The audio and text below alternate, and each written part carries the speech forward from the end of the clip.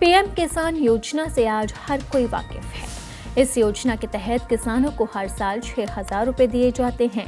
ये पैसे किसानों को 3 अलग अलग किस्तों में मिलते हैं। हालांकि इस योजना का फायदा लेने के लिए आपको पात्रता या योग्यता पूरी करनी होगी। चलिए सबसे पहले जानते हैं कि कौन से किसान योजना के लिए पात्र हैं और योग्य हैं।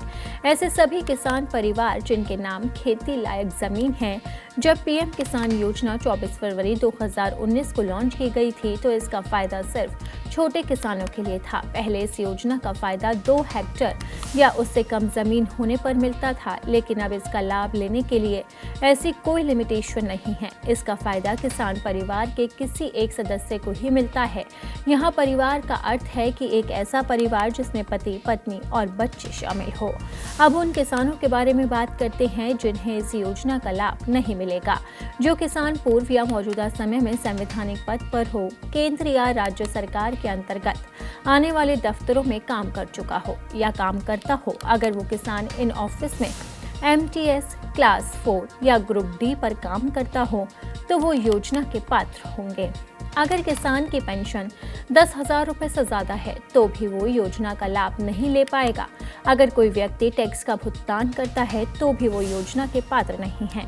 अगर व्यक्ति किसान के साथ प्रोफेशनल काम जैसे डॉक्टर, वकील, CA इत्यादि काम करता हो तो भी वो इस योजना का पात्र नहीं है। आपको बता दें कि पीएम किसान योजना की अब तक 20 किस्तें जारी हो चुकी है। किसानों को 21वीं किस्त का लंबे समय से इंतजार है। 20वीं किस्त के 2-2 हज़ार रुपए 2 अगस्त को आए थे। अगस्त के बाद सितंबर और अक्टूबर का महीना बीत चुका है, लेकिन अब तक 21वीं किस्त का पैसा नहीं आया है। पीएम किसान योजना की 21वीं किस्त कब आएगी, अब इसे लेकर चीजें क्लियर हो गई है।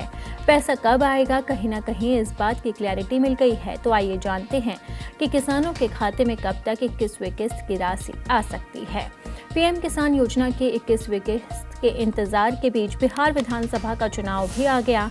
6 नवंबर को पहले चरण का मतदान हुआ, जबकि दूसरे चरण का मतदान 11 नवंबर को हुआ। अब नतीजों की घोषणा 14 नवंबर को की जाएगी। ऐसे में अनुमान लगाया जा रहा है कि 14 नवंबर के बाद ही पीएम किसान योजना की 21वीं किस्त उनके खाते में आ सकती है।